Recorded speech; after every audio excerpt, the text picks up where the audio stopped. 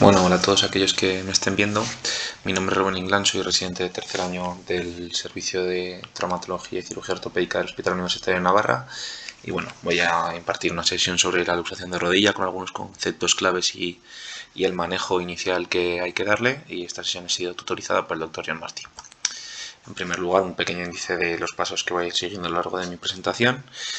Y para empezar, pues bueno, para una pequeña definición, que la luxación de rodilla se define como la interrupción de la congruencia de la articulación tibiofemoral. En la mayoría de los casos se va a producir una lesión multiligamentaria de al menos 2 de los 4 estabilizadores mayores de la rodilla, por lo cual si nos enfrentamos ante una lesión multiligamentaria de rodilla deberemos tratarla y manejarla como si fuese una auténtica luxación de rodilla, aunque no esté luxada en el momento en el que la valoremos. Y bueno, saber que se trata de una de las mayores urgencias traumatológicas, una de las mayores urgencias en nuestra especialidad. En cuanto a la etiología, pues bueno, el mecanismo más común de las luxaciones traumáticas de rodilla es el traumatismo de alta energía, siendo las colisiones de vehículos de motor las más comunes y bueno, constituyendo aproximadamente el 50% de los casos. Por otro lado, pues las otras dos categorías principales, por así decirlo, serían las actividades deportivas, los traumatismos mientras se realiza algún tipo de deporte, que representan aproximadamente el 33% de los casos, y luego pues las caídas o lesiones de baja energía, baja velocidad. Dentro de este último grupo, que representa en torno al 12-13%, habría que tener especial atención en la corte de pacientes con obesidad mórbida, porque son los que pueden sufrir luxaciones con traumatismos más leves y en los que los riesgos de lesiones asociadas es significativamente mayor. En cuanto a algunos datos de la epidemiología, pues bueno, se trata de una lesión relativamente rara, que representa aproximadamente el 0,02% de todas las lesiones traumatológicas. La incidencia ha sido estimada en un rango de 29 a 720 casos por millón de personas al año. El 4% se van a presentar de manera irreductible, el 5% van a ser bilaterales, un 17% van a ser luxaciones abiertas. A pesar de la baja incidencia, pues va a ser una potencial amenaza para la extremidad porque presenta una tasa de amputación de 9,2%. Es más común en hombres, con una tasa de 4 a 1 frente a las mujeres. La edad media pues suelen ser pacientes jóvenes de unos 35 años de media, con una relación inversa entre el aumento de la edad y la incidencia de luxación de rodilla. Alrededor del 16% de los casos van a estar asociados con una fractura periarticular de rodilla. En cuanto a las clasificaciones, pues bueno, voy a comentar dos de las principales clasificaciones que van a ser de diferente índole. En la primera de ellas, lo que vamos a utilizar para la clasificación va a ser la dirección de desplazamiento de la tibia, que es la clasificación de Kennedy.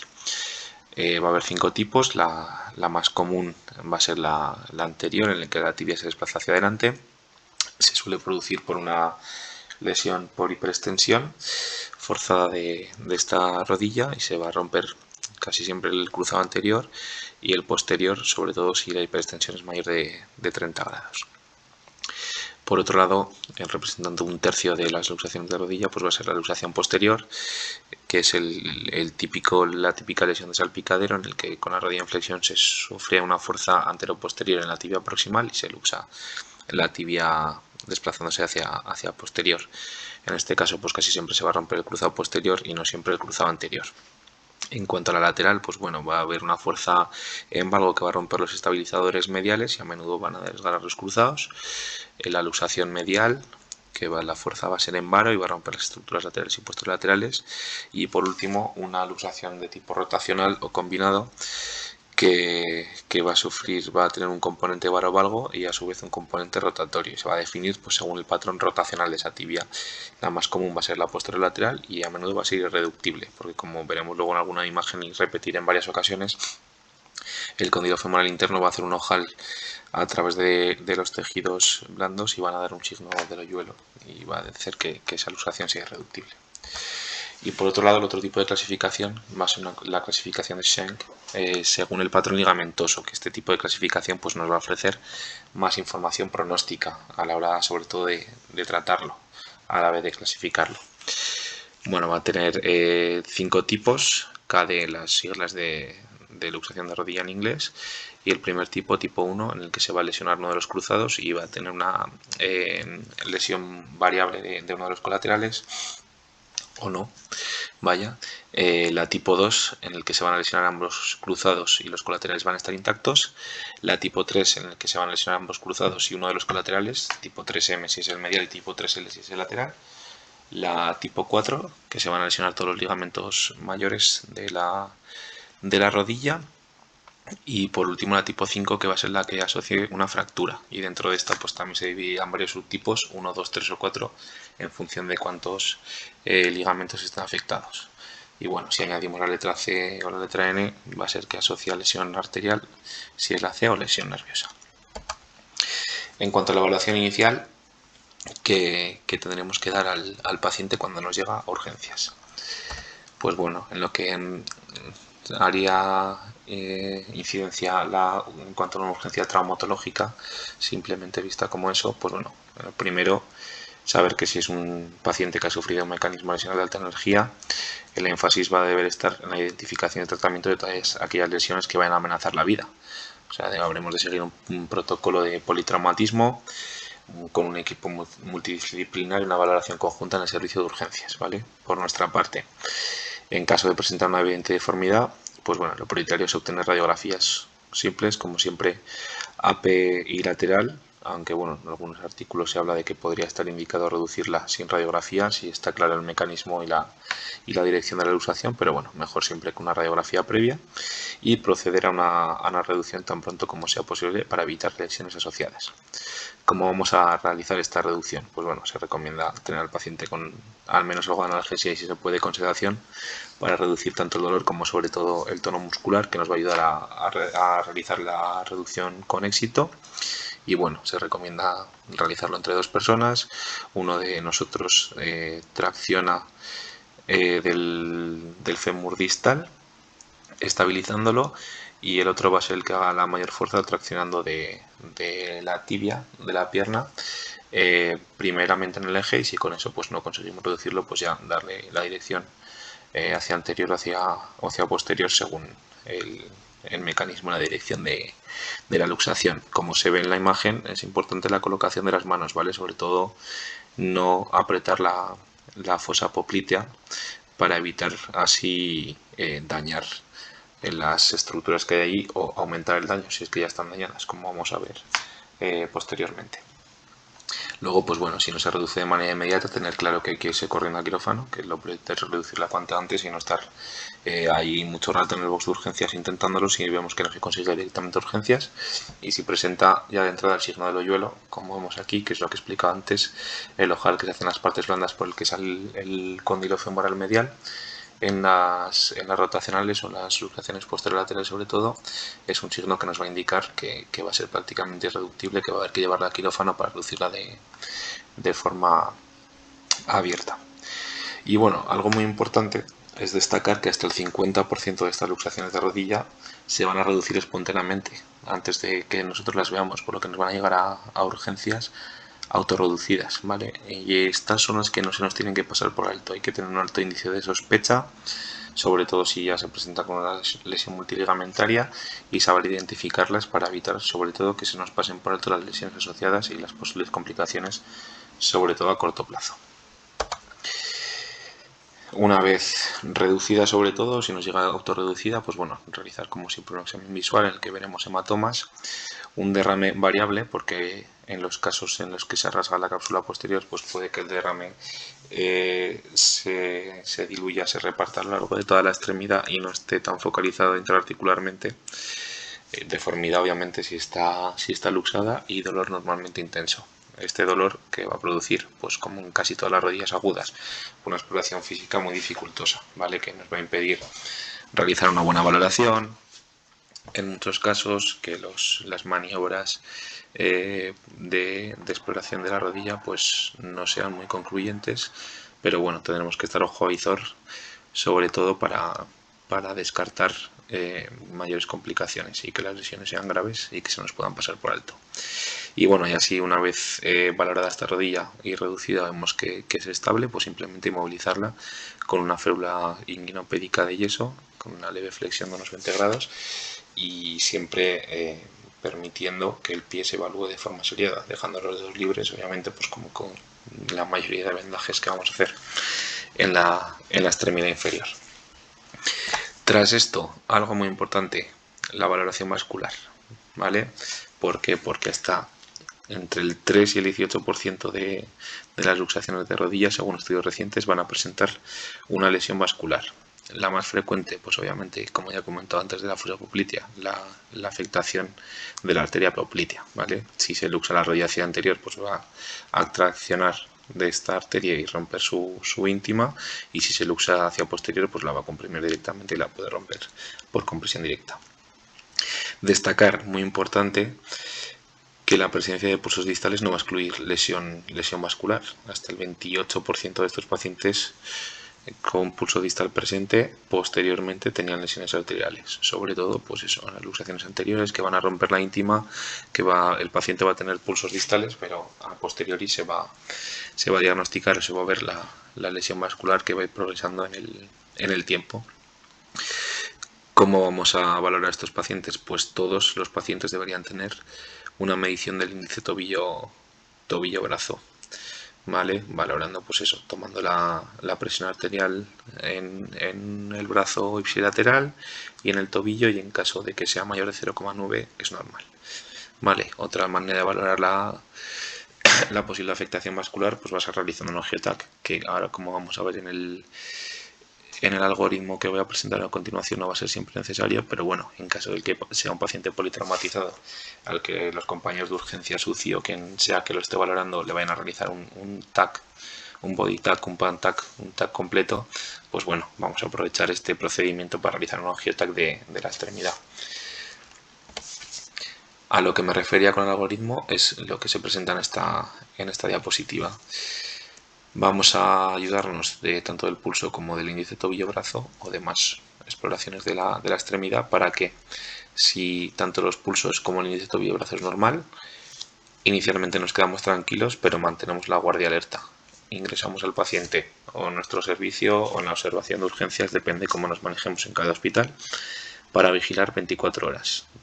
Una toma seriada de pulsos, un índice tobillo-brazo de manera seriada, vigilar esa extremidad y ver si no se produce ninguna alteración. Y en caso de producirse en esas primeras horas, pues ya seguiríamos el protocolo adecuado. Si de entrada ese índice tobillo-brazo es de menos de 0,9 o tenemos cualquier otro tipo de sospecha de lesión, falta de pulsos o lo que sea, realizamos directamente un AngioTAC. Preavisamos a los compañeros de cirugía vascular de que probablemente tengamos un paciente de que vaya a tener que entrar al quirófano para valoración vascular de la pierna, y lo mandamos al AngioTAC. Y ya si de entrada presenta una extremidad claramente isquémica, pues directamente a quirófano. Ni nos lo pensamos, reducimos la luxación, inmovilizamos y nos vamos con los compañeros de vascular al quirófano para que realicen lo que crean oportuno. Y por otro lado, pues toda valoración vascular va a ir acompañada de una valoración neurológica, ¿vale? En este caso, porque la prevalencia de afectación de daño nervioso es uno de cada 4 pacientes con una luxación de rodilla, aumentando hasta un 45% en aquellas luxaciones posterolaterales. Como es lógico, el nervio más afectado va a ser el CPE, el peroneo común. Contrariamente a lo que se esperaría, pues bueno, se han descrito más lesiones nerviosas en los traumatismos que son de baja energía más que en los de alta energía. Las causas más comunes de lesión neurológica van a ser pues las que produzcan las fracturas, tensiones en varo, en hiperextensión o por compresión directa del nervio. ¿Vale? Y bueno, podría seguir hablando ahora de cuál va a ser la afectación que se sufre cuando se lesiona alguno de estos nervios o cómo la trataríamos, pero en mi rotación en la unidad de pie en el servicio ya realicé hace un tiempo una sesión de pie caído que tenéis en el canal de YouTube del servicio si queréis ver y ampliar un poquito más respecto a este tema. ¿Cuál va a ser el tratamiento quirúrgico? Una vez realizada la evaluación inicial, vamos a ver un poquito más, adentrarnos, ya que somos una especialidad quirúrgica, en qué tratamiento habremos de seguir. En primer lugar, lo primero de todo, reducir y estabilizar. Como ya he comentado, si presenta el signo de hoyuelo o no se reduce de manera inmediata en urgencias, a quirófano para realizar una reducción abierta y ya pues bueno, explorar la cápsula medial y lateral, decidir si se tiene que reparar o no, y en caso de que quede una rodilla inestable, pues colocar un fijador externo para inmovilizar esa articulación una vez reducida.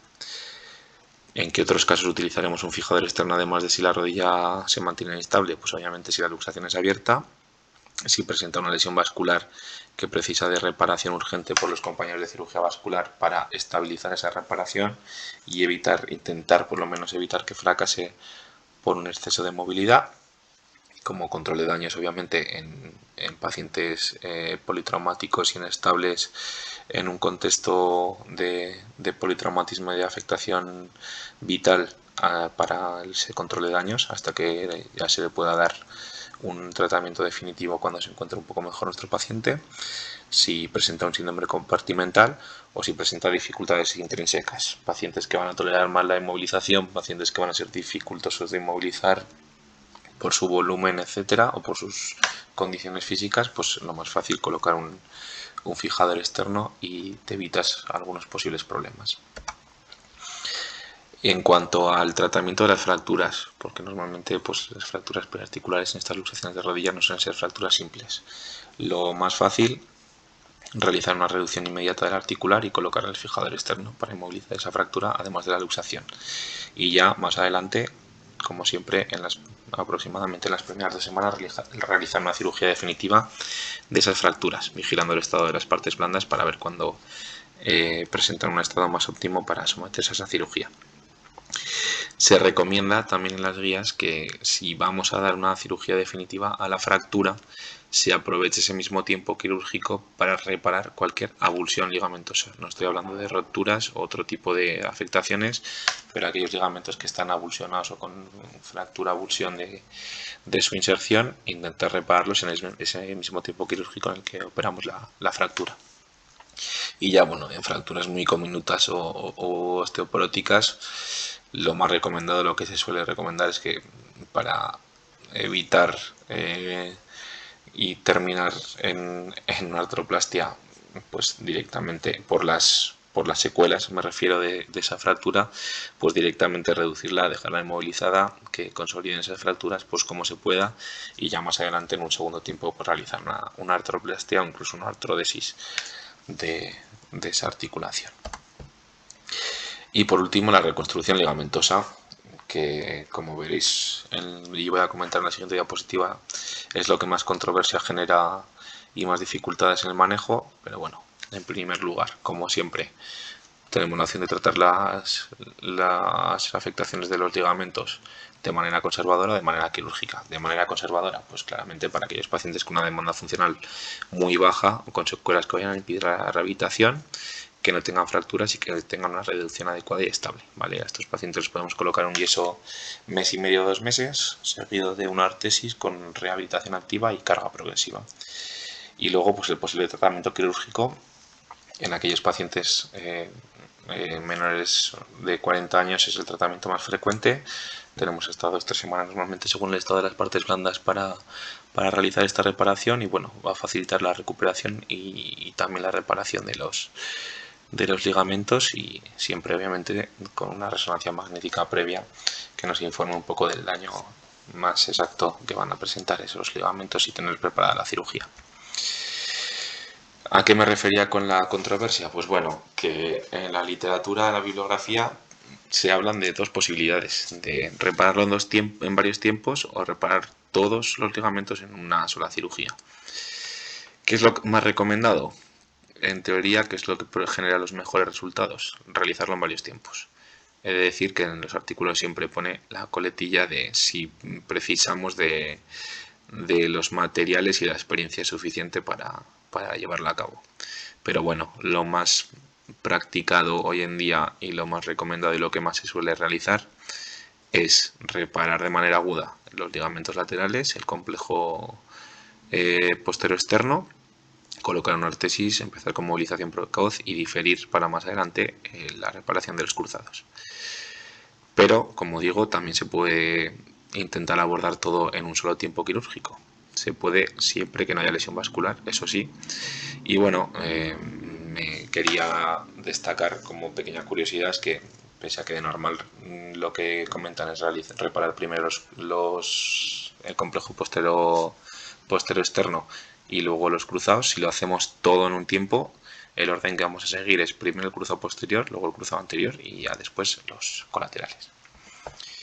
En cuanto a las complicaciones de esta patología, pues bueno, destacar que lo más común que nos vamos a encontrar va a ser una rodilla rígida, con una rigidez en torno al 71% de los pacientes, e inestable, por contradictorio que parezca, porque la inestabilidad también es entre el 85% de los pacientes. Muchos de ellos van a tener un dolor persistente, artrosis postraumática obviamente, y cojera pues también, la mayoría de ellos. Y bueno, voy a aprovechar para presentar algunos casos clínicos de nuestro servicio. En primer lugar, una mujer de 37 años que sufre una caída tras un empujón con sensación de fallo en su rodilla derecha en una conocida discoteca de aquí de Pamplona. A la llegada de urgencias, la exploración física pues bueno, presenta una rodilla con deformidad en valgo, claro aumento de volumen, dolor a la palpación de las mesetas tibiales y de los ligamentos colaterales, inestabilidad de la exploración tanto en el eje antero-posterior como en el medio lateral y bueno, una exploración musculonerviosa distal correcta. Esas son las primeras radiografías en urgencias en las que ya se observa no una luxación clara, pero sí cuanto menos una subluxación de la rodilla con un arrancamiento de las espinas tibiales. Se reduce, se coloca una inmovilización y de urgencia se solicita un TAC, que es lo que más a mano tenemos en nuestro hospital. Le realizan la reconstrucción en 3 dimensiones y bueno, se aprecia ese arrancamiento de las espinas como se veía en la radiografía. Se decide ingreso para vigilancia por las primeras 24 horas, realizar una resonancia magnética y decisión de la intervención. A la mañana siguiente se le realiza una resonancia que nos informa bueno, la fractura, avulsión, intercondilia y desinserción del cruzado posterior, la rotura del cruzado anterior, un esguince del colateral interno de la tibial y de los bastos interno y externo y una rotura del cuerno posterior del menisco interno. Como había pasado las primeras horas sin ningún evento que presentase ninguna complicación, pues bueno, se decide altarla y programarla para 8 o 10 días después para la cirugía definitiva. En esa cirugía la idea era intentar reparación completa en un tiempo, ya que no tenía lesión vascular. ¿Qué ocurrió? Que bueno, que como podéis comprobar durante la cirugía, pues bueno, solo dio tiempo por varios sucesos que no vienen al caso, representar el cruzado posterior mediante un tie rope doble y luego reparar el ligamento lateral interno con un swivel lock, porque al abrir se comprobó que estaba completamente arrancado del fémur. No se presentaba simplemente un esguince, sino que presentaba una avulsión en su inserción femoral. Estas son las radiografías postquirúrgicas y bueno, a los 2 meses y medio el balance articular no era completo, presentó una leve limitación a la flexión, por lo que se decidió realizar una movilización bajo sedación en quirófano que fue bastante exitosa y se consiguió un balance articular completo. Y ahora mismo pues ha pasado aproximadamente un año y se encuentra en lista de espera quirúrgica para realizar la plastia del cruzado anterior. El segundo caso es un varón joven que sufre una torsión forzada de rodilla saltando unas camas elásticas y bueno, inicialmente vino a urgencias con una rodilla aguda muy inflamada, mucho derrame, mucho dolor, dificultad para la exploración y bueno, no se pudo dar un diagnóstico claro. Se descartó una radiculopatía porque sí que presentaba un balance muscular del tibial anterior y extensor de la luz de 0/5 y bueno, el diagnóstico inicial fue de gonorrea traumática con lesión del CPE, ¿vale? Los compañeros le decidieron tratamiento conservador y colocaron FUTAP. ¿Qué ocurrió? Que a los 10 días vuelve a acudir a urgencias tras haber iniciado ya tratamiento rehabilitador, pero como era monitor deportivo, pues se había realizado una resonancia magnética por privado. Nos enseñó en esa atención en urgencias un vídeo de su traumatismo en el que se veía cómo se le iba por completo mientras saltaba en las camas elásticas la rodilla y bueno, en esa resonancia mostraba una rotura del cruzado anterior, lesión compleja del complejo lateral externo, avulsión tendinosa del bíceps femoral y fibular y rotura del popliteo, por lo que se decidió, como ya habían pasado unos 10 días, ya había pasado la fase aguda de las partes donde estaban bien, ingresarlo para realizar una reparación inicial. Primeramente eso, se realizó ese abordaje lateral, se reinsertó el ligamento lateral externo mediante un MITEC, el tendón bicipital con un doble crack y un túnel transóseo, y bueno, se disecó el CPE, que se veía íntegro. Debía estar contundido por la clínica, pero no estaba seccionado. A los 5 meses el balance articular era completo, pero persistía la clínica del CPE. Y a la exploración pues presentaba una clara inestabilidad anterior con un LATMAN y un pivot positivo. Esa era la resonancia, algunos de los cortes en los que se aprecian las lesiones, y bueno, se decidió realizar una plástica del cruzado anterior mediante HTH. Esas son las radiografías posquirúrgicas, y bueno, meses después, como persistía la lesión del CPE, se decidió a intervenírsela por privado, y han pasado 7 meses y la rodilla está bien, ha vuelto al trabajo, pero sigue sin haber mejorado neurológicamente.